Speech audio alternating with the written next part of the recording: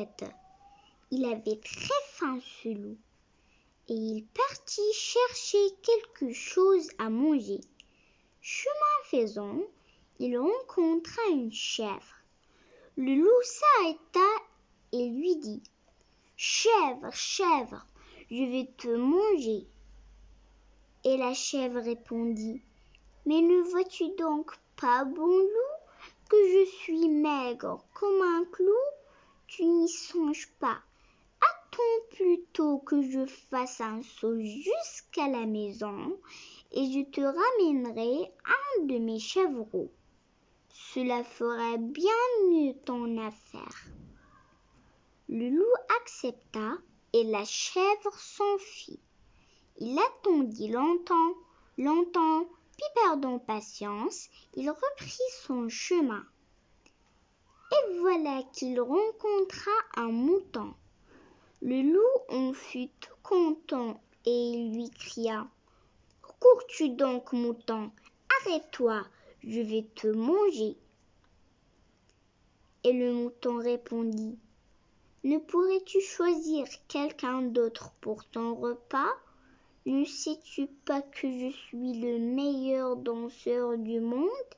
Il serait vraiment dommage que je périsse. » « Tu sais réellement danser ? » s'étonna le loup. « Comment donc, Seigneur loup ? » « Je vais te le prouver à l'instant, » répondit le mouton. Et il se mit à tournoyer et à décrire des cercles de plus en plus grands, si bien qu'à la fin il disparut. Le loup fut très fâché de s'être laissé encore prendre et continua son chemin.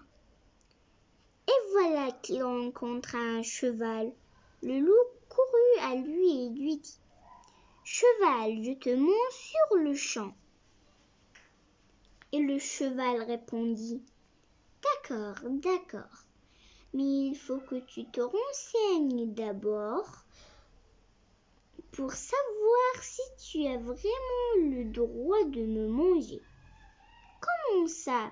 Demanda le loup. « Sais-tu lire ? Demanda le cheval. « Mais bien sûr, dit le loup. »« Alors, dit le cheval, c'est très simple.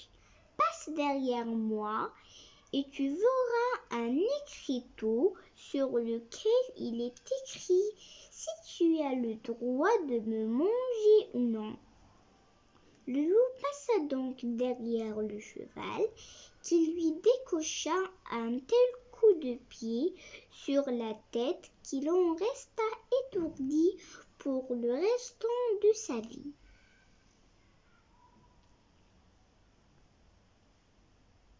C'était un loup si bête. Il avait très faim ce loup, et il partit chercher quelque chose à manger. Chemin faisant, il rencontra une chèvre.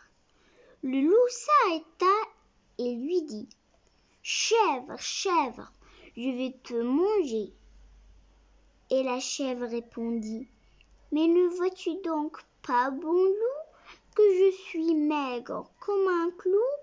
Tu n'y songes pas. Attends plutôt que je fasse un saut jusqu'à la maison et je te ramènerai un de mes chèvreaux. Cela fera bien mieux ton affaire. » Le loup accepta et la chèvre s'enfuit. Il attendit longtemps, puis perdant patience, il reprit son chemin. Et voilà qu'il rencontra un mouton. Le loup en fut tout content et il lui cria : « Cours-tu donc, mouton ? Arrête-toi, je vais te manger. » Et le mouton répondit : « Ne pourrais-tu choisir quelqu'un d'autre pour ton repas ? Ne sais-tu pas que je suis le meilleur danseur du monde ? Il serait vraiment dommage que je périsse. »« Tu sais réellement danser ? » s'étonna le loup. « Comment donc, Seigneur loup ? » « Je vais te le prouver à l'instant, » répondit le mouton.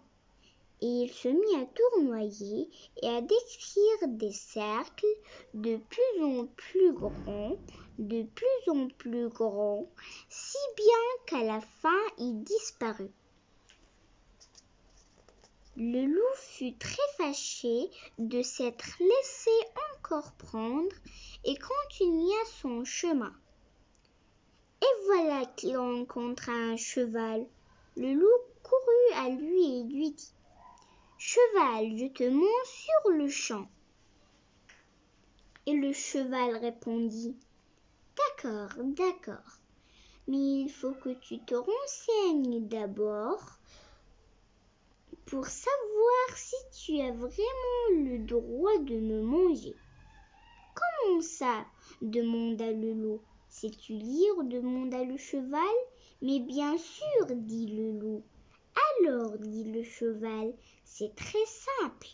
Passe derrière moi et tu verras un écriteau sur lequel il est écrit si tu as le droit de me manger ou non. » Le loup passa donc derrière le cheval, qui lui décocha un tel coup de pied sur la tête qu'il en resta étourdi pour le restant de sa vie.